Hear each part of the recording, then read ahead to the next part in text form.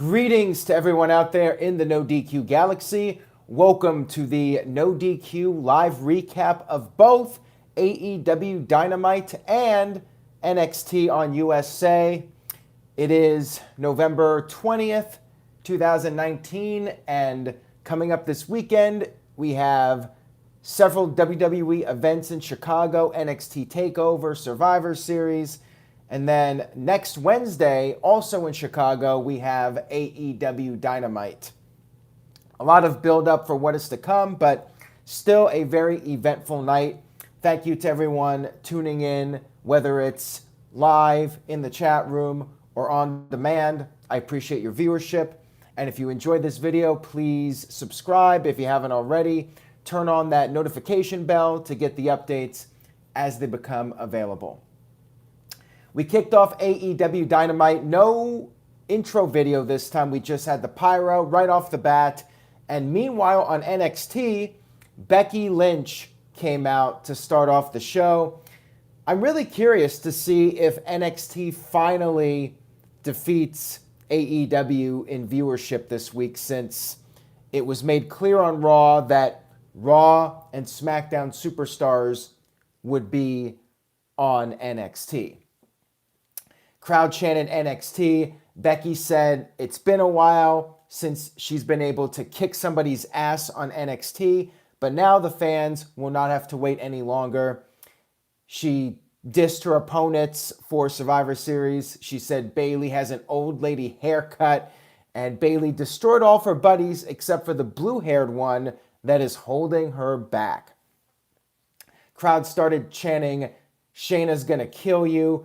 And then she said that she will remind Shayna who the hell she is at Survivor Series. We then had Rhea Ripley come out, and she's like, "So you're the man, huh? Well, let's see if you have a set of balls." We had a stare down, which led to a match. And then this was a pretty good match back and forth between these two, but we had the run-in finish, which was basically Shayna Baszler's crew coming out, attacking both of them, and then Becky and Rhea fought them off. I would have liked to have seen a clean finish, especially after so many non-finishes on Raw, but it is what it is. It's built up for Survivor Series. So a little disappointed that we got the same kind of run-in that we got on Raw, but whatever. It was still cool to see Becky on NXT one more time. Over on AEW Dynamite, we had a recap of Matt Jackson being injured last week. We had Nick Jackson versus Phoenix while Becky was facing Rhea over on NXT. This match was nuts. This was total nonstop action, to use that term. I mean, it was just one crazy move after another.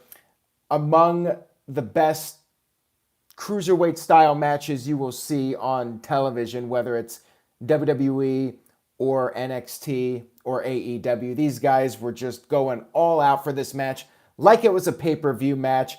They were doing the ECW stuff where they would keep missing each other with kicks, and then they do the double drop kick, and then they both stand up and the crowd would applaud. Awesome stuff from these guys. You had one point where Nick did a German suplex to Phoenix on the apron. Crowd chanted, "Holy shit." And then Phoenix ended up coming back and picking up the victory over Nick Jackson. And Nick was a good sport. He offered his hand for a handshake, and Phoenix, like a good heel, just walked away. A really good start to AEW. I definitely recommend checking out this match if you did not see it. Over on NXT, we had the Revival showing up. They had security, I guess, because they have a match and they want to make sure they do not get jumped. Makes sense, I guess. And then we had Dr. Britt Baker versus Hikaru Shiva. I'm not sure if I pronounced the name correctly or not. I probably did not. This match was going on during AEW. And meanwhile, on NXT, we had Kona Reeves coming out for a match with Matt Riddle, when all of a sudden Ricochet attacked Kona, and then we had Ricochet taking his spot to face Matt Riddle. Crowd was chanting, "This is awesome." And then we had another run-in, but at least we had a finish for this one. Nakamura and Cesaro wearing the Smackdown t-shirts appeared. Matt Riddle took advantage of the situation and pinned Ricochet for the victory. After the match, Ricochet did this huge dive onto Cesaro to the outside of the ring. Roderick Strong came out to attack Matt Riddle. Matt Riddle fought him off. And then Finn Balor came out, attacked Matt Riddle. Riddle fought back, and then Balor took off. Back on AEW, we had what I thought was perhaps an upset with Shiva picking up the victory over Britt Baker. I say that because I feel like AEW at one point was going to build up Britt Baker as the star of the division, but instead they're going with Shiva, another Japanese superstar.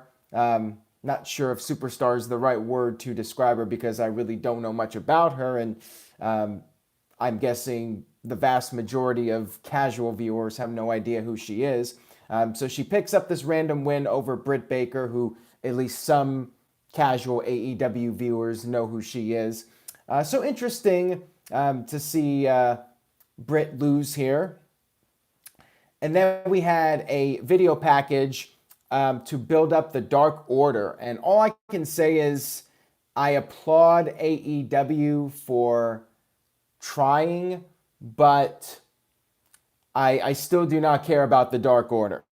I guess their gimmick is that they are a cult group, and they like to recruit people that feel like they're alone and they need a friend. And in this video package, the Dark Order said that it's all about strength in numbers. They're an exclusive club, and if you join, you can become just like them. And they even had a hashtag, Join Dark Order. Again, props to AEW for trying to do something with these guys, but I'm just not feeling the act at this point. Just saying, my own personal opinion, don't really care about them. Video package really did nothing. So back to the NXT show, we had the Revival versus Undisputed Era, and this was quite the match. I mean, it was a wrestling clinic. They did the big hockey brawl, crowd doing the dueling chants for both teams. Revival hit a lot of big moves to Undisputed Era. They did the superplex and then frog splash combo, but could not pick up the victory. They hit the Shatter Machine, and Undisputed Era managed to break that up. And eventually, Undisputed Era got the win over the Revival. Pretty lengthy match. And meanwhile, on AEW, we had the Dynamite Battle Royal, where the two winners, the last two people standing, would face off in a singles match on next week's show in Chicago. Now, perhaps the big story coming out of this match was badass Billy Gunn showing up. And I mentioned this on Twitter. I was more intrigued by Billy Gunn than the Revival and Undisputed Era. I know that's not going to be a popular comment, and I will elaborate more here in a second. Tony Braden with a $2 super chat says, "Hey Aaron, any suggestions on where to buy NXT War Games tickets?" Ticketmaster, I would presume the tickets are still on sale. I don't think it's sold out. At least the last takeover I went to was not sold out, but I haven't checked. I would think that there would be tickets available on Ticketmaster for the NXT show. And you could even check StubHub too to see if people are trying to unload tickets. But I would think you would be able to get tickets relatively easily.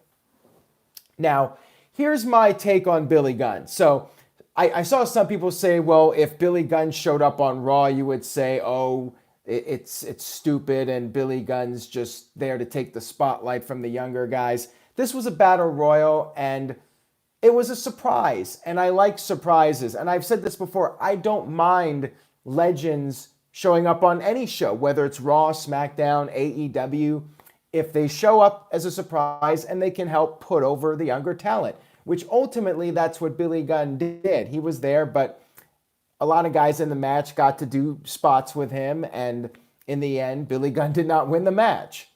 I thought it was fine for him to show up as a one-off. It was a nice surprise. But here's the thing. When I see Billy Gunn coming out there, he's tan, he's in great shape. Keep in mind, this guy's pushing 60, and he looks in great shape, and he has the star power. So I'm there, I have AEW on, I have NXT on, and my eyes are going towards Billy Gunn. You know, it's the nostalgia, but also it's the star power. Billy Gunn, he has the star look. He looks like a star. And what's funny is in this Battle Royal, there was this one spot where everybody was working on Billy Gunn, you know, because he's the biggest guy in the match. I just laughed at that because it's just a sign that the AEW guys are so tiny that Billy Gunn is the giant of the match. But yeah, Billy Gunn looks like a star. And if I'm a casual viewer, I'm going to be watching Billy Gunn over the Revival and Undisputed Era. I don't care how great of a match they have. I feel like the star power is going to trump the wrestling. So I know that might not be a popular opinion with the NXT faithful out there and the AEW faithful for that matter. But yeah, the thing about this, and maybe the negative here, was that to me, Billy Gunn was the star of this match, and he's not a regular in AEW, you know? He's a guy pushing 60. So it is a sign that I feel like both brands, NXT and AEW, need to continue working on building stars, guys that look larger than life, and when they come out, like, you're just drawn to them. You know, what carries NXT and AEW is the wrestling, which is fine. It's a wrestling show, but they still lack that star presence. Both shows do, quite frankly, if I have to criticize the shows. Now, of course, the shows are geared towards fans that want to see quality wrestling. Again, it's fine. But yeah, that was just my observation of seeing Billy Gunn out here. So enough of that. We've talked enough about Billy Gunn. We had some fun moments in the match. Christopher Daniels was dressed up as Phoenix to trick Pentagon, who got immediately eliminated by Chuck Taylor. I thought that was pretty cool. One thing I really liked about this Battle Royal, like most Raw and SmackDown Battle Royals are throwaways. They're just guys being thrown out and then somebody wins. But here, what I really liked about this Battle Royal was that we got a lot of different storylines and feuds progressing in this Battle Royal. So you had Daniels and Pentagon, their whole thing. MJF was getting over as a heel. He tossed out Sonny Kiss and got booed. Eventually, I believe it was, I'm trying to look at my notes here. I'll get to it here in a second, but MJF got a lot of heat by eliminating people that the fans really like. So it was a well-booked Battle Royal. Billy, of course, easily eliminated Marco Stunt. Jimmy Havoc got eliminated and then used the staple gun on everybody. Then we had Sean Spears show up and attack Joey Janela with a steel chair. So again, you're advancing a lot of different feuds and storylines in one match. I thought that was well done. And even Billy Gunn got hit with the staple gun. So there you go. Billy Gunn putting over our guy, Jimmy Havoc. We even had a moment with Gunn and Orange Cassidy, who got his super kicks in there. And then MJF eliminated Cassidy. That was the one I was thinking of, that the crowd just was so upset about that. Then we had Wardlow come out and distract Billy Gunn, and that's when Hangman Page threw out Billy. Then we had Jungle Boy and Page appearing to be the last two guys, but then it was revealed that MJF had not been eliminated. MJF eliminated Jungle Boy, lots of boos, and it was Page and MJF officially as the winners. I really enjoyed this Battle Royal. I thought it was very well done, and it was a lot of fun to watch. Next week in Chicago, it's Adam Page versus MJF. Should be a hell of a match. We had Chris Jericho coming out. He was talking to some guy in the backstage area, and this was during the commercial break, so we could not hear it. I don't know why this keeps happening, but I feel like these segments where I want to hear what they're saying, we can't because of the picture-in-picture commercial break. So to me, it's just frustrating. Like, why do that? We had Jericho come out. He said that he was unprofessional for throwing a fit after losing to Scorpio Sky. He said he was fined, and then he was going to say sorry, but he kept stuttering. And then finally, he had Jake Hager say the word sorry, and then he said it a couple of times for Jericho. I thought that this was pretty funny. And then he said next week there will be a celebration, a Thanksgiving celebration.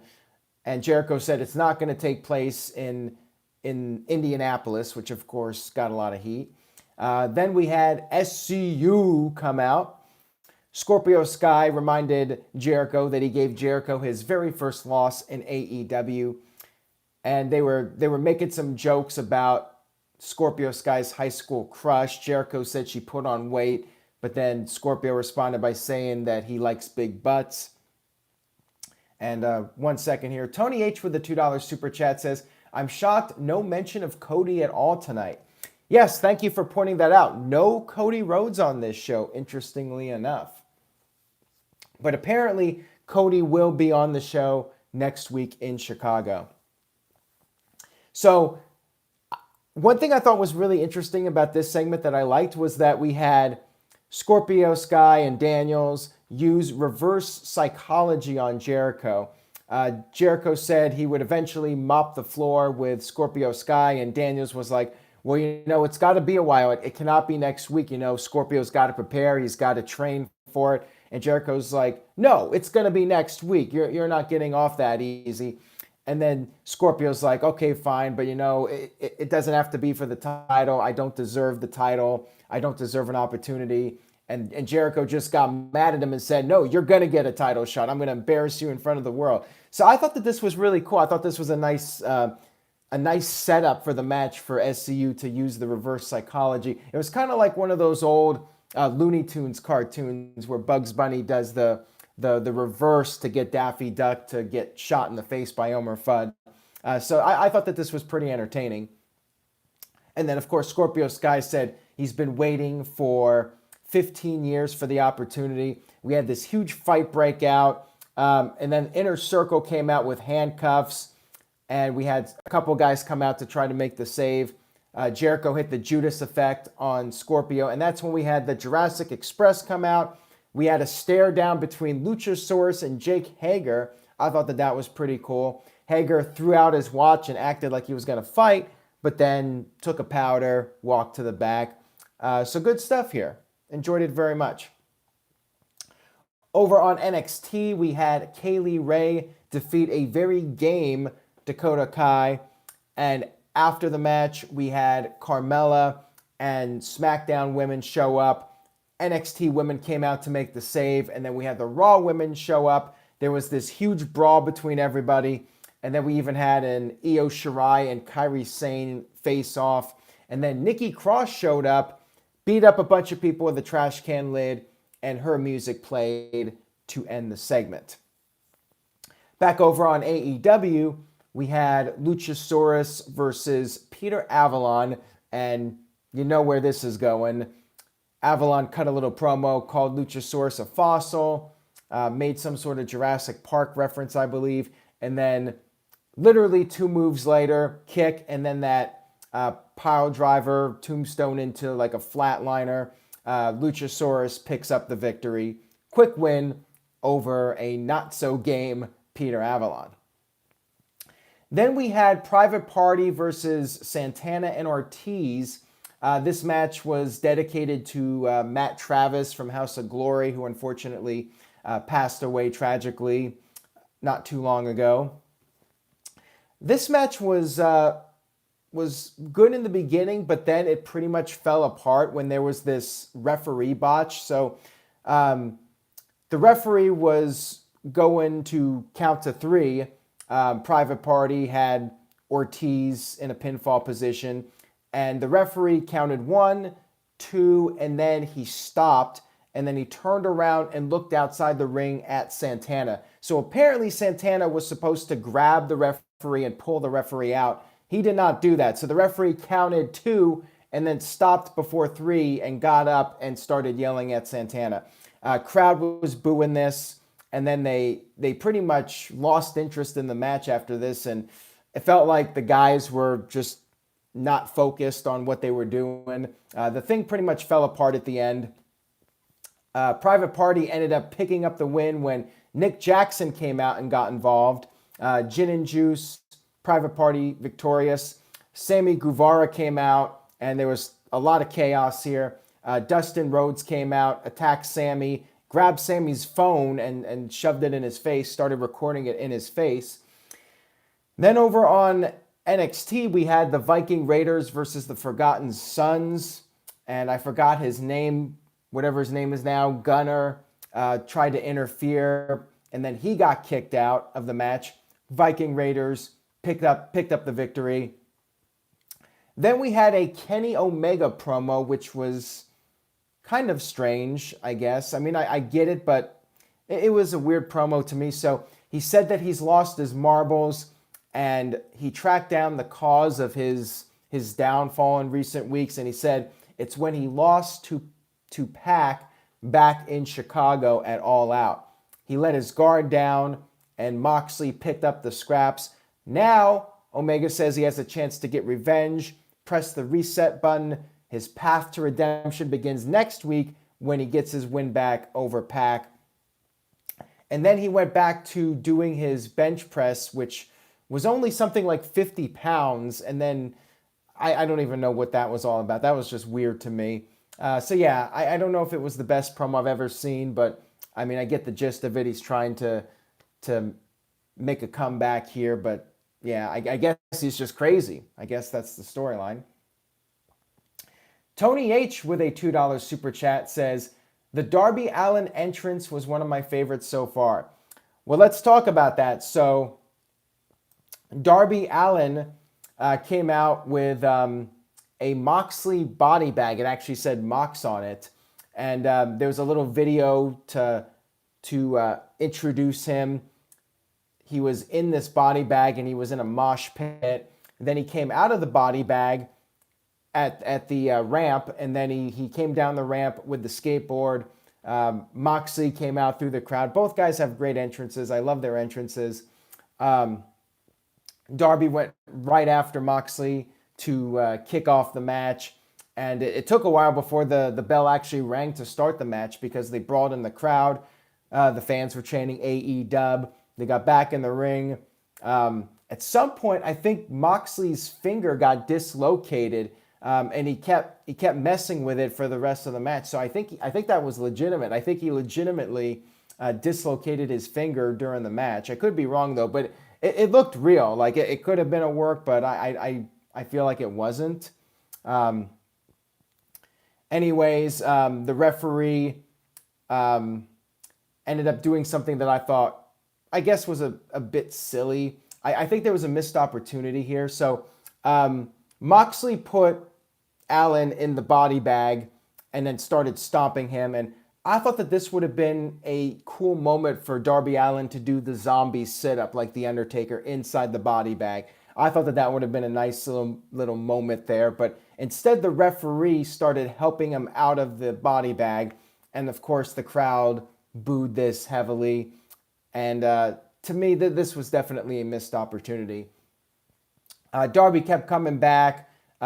He went for the coffin drop, which Moxley countered, but then Darby countered that into a near fall. But then in the end, they were up on the top, and from the second rope, Moxley hit the paradigm shift to pick up the victory, and that was the end of the show. Unfortunately, there was no cliffhanger at the end. I would have liked to have seen something at the end to build up to next week other than just a finish of a match and show goes off the air. So that was AEW Dynamite. I thought it was a really good show, as always, but I'm not sure if it was as good as last week. I would probably go with a B+. To me, probably the spot of the night was Billy Gunn hitting the Fameasser. I think it was on MJF.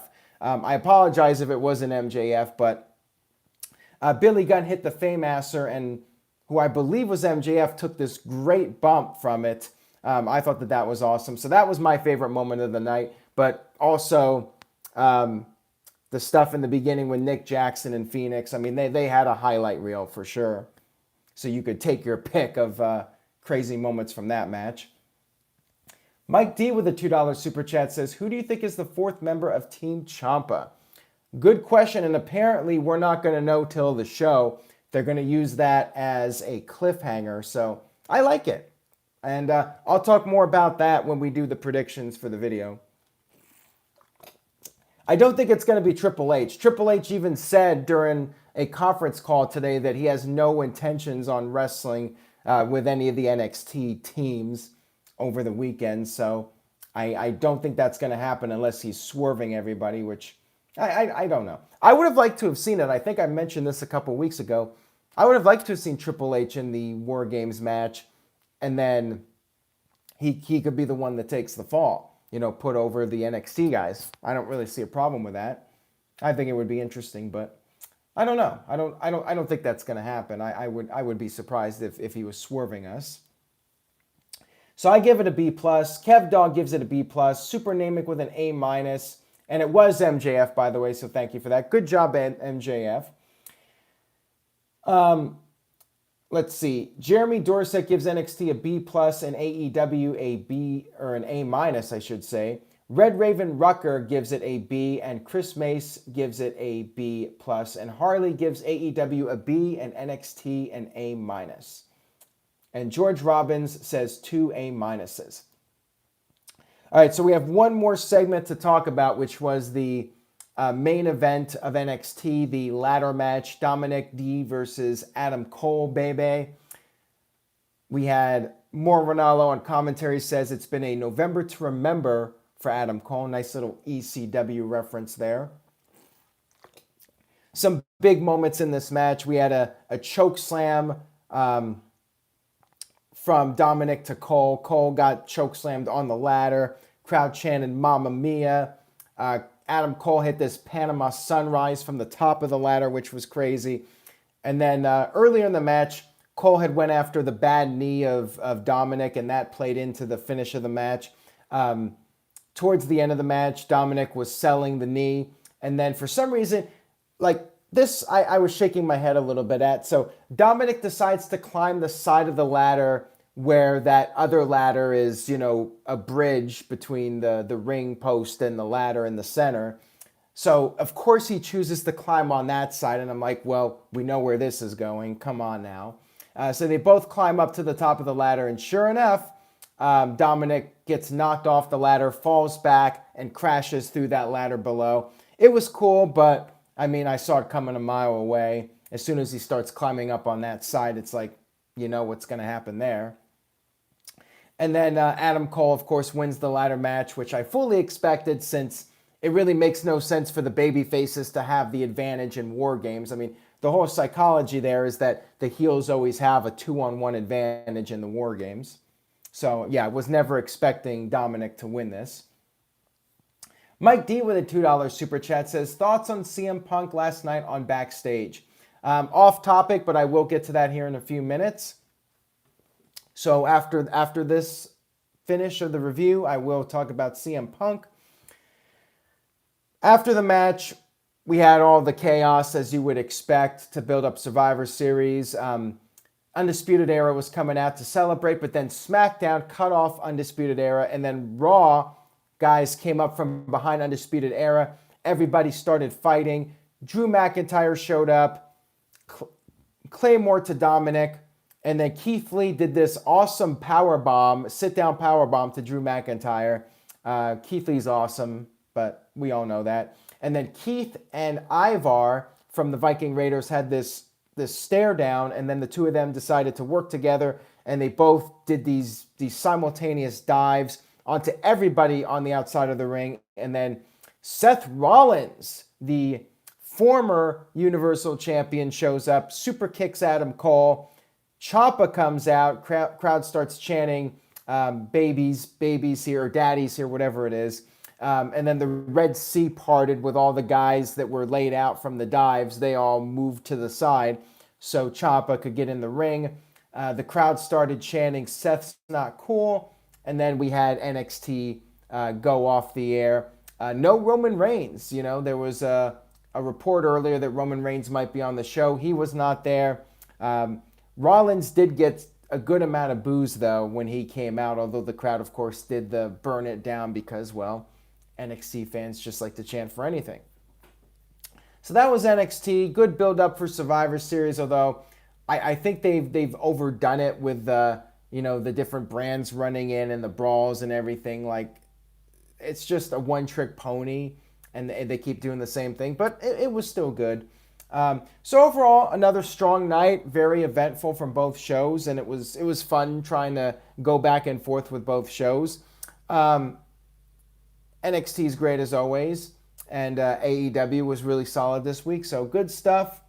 I'm not sure which show I thought was better, just because I was more focused on AEW as I've usually been, so can't really give a fair review to NXT, but from what I saw, it was really solid. All right, so let's talk about CM Punk. CM Punk was on WWE Backstage. And real quick before I get to that, Ken Terminated by Google with a $5 super chat says, did you scratch your head when you saw Chuck Taylor chew his opponent's shoe last night? He's going to have dirty teeth, LOL. I guess I missed that part. I mean, I was so focused on Billy Gunn, I must have missed that one. But thank you for the super chat, Ken. I do appreciate it. Now, CM Punk on WWE Backstage. I really enjoyed it. I thought Punk did a great job. Very entertaining show from start to finish. I pretty much expected CM Punk to say what he said about his status as far as possibly coming back to WWE. I love his promo work, though. I love what he said about David Arquette. I love what he said about Tom Arnold at the end of the show. And I liked how he dissed the Baron Corbin segment from Smackdown. And I liked how he tried to get Renee Young and Paige to say bad things about WWE, and they felt all uncomfortable about it. But Renee and CM Punk have great chemistry on this show, and I hope he's on every week. I mean, the report was that he was only going to be on semi-regularly, but I think he should be on every week. I mean, I would tune in every week if he was on it. So yeah, CM Punk did a great job, and I look forward to more with him. And if he doesn't wrestle again, hey, he's still entertaining. He's still CM Punk, and the guy has a presence to him and a persona where all these years have passed and he can still come in and make an impact. So yeah, great stuff from CM Punk. I really did enjoy it. And I don't expect to see him in Chicago. I would love to see it happen, but I'm not going to hold my breath on that one. So that was AEW, NXT, CM Punk, WWE Backstage.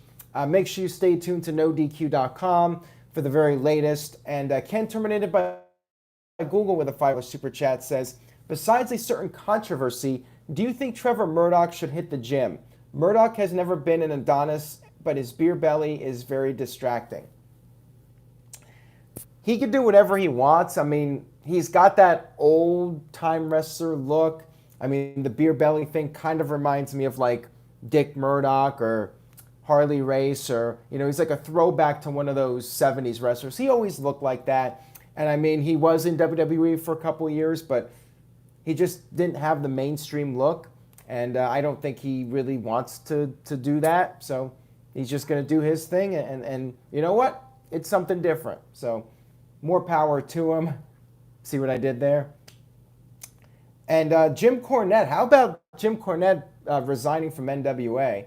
I mean, I'm surprised he lasted this long, quite frankly. And I know people were upset about what he said. And the thing about Cornette is that he says offensive stuff all the time. And what I find interesting is that this NWA stuff was pre-recorded, obviously. And how did this even make it to the YouTube broadcast? Like, did somebody not catch it? Like, somebody must have really been asleep at the wheel. So, yeah, pretty embarrassing for NWA, but, I mean, you hire Jim Cornette. You know, what's the saying? You play with fire, you get burned. So, yeah, you hire Jim Cornette, and he says something offensive, and people were shocked by it. I really wasn't shocked. Again, I'm surprised Cornette was even hired to begin with, considering his track record and the stuff he said on social media. I would think that you would want to avoid that controversy with a 10-foot pole, but hey, NWA hired him anyways, and they got what they got. So there you go. All right, so that'll wrap it up for this video before I completely lose my voice here. I will be back Friday. It is my birthday, but gotta work, gotta keep grinding. So Sunday night, I will be back, and the predictions for NXT and Survivor Series should be up late Thursday night. Friday night, birthday celebration, Smackdown. Check it out, the beginning of the Chicago series of shows. And then Sunday night will be Survivor Series. And don't forget Saturday night, going to be a very busy weekend. Stay tuned to NoDQ.com. Please spread the word. Tell a friend. Any kind of word of mouth is very helpful. And I'm feeling fine. It's just after recording a video for almost 40 minutes, I tend to lose my voice a little bit. So got to rest up for, let's see, Thursday, Friday, Saturday, Sunday, Monday, and then Wednesday. So Tuesday will be my one day of a break. But yeah, I'm going to be recording every night except for Tuesday through next Wednesday. So it's going to be nuts. Anyways, I'll see you guys next time, and thanks as always for watching.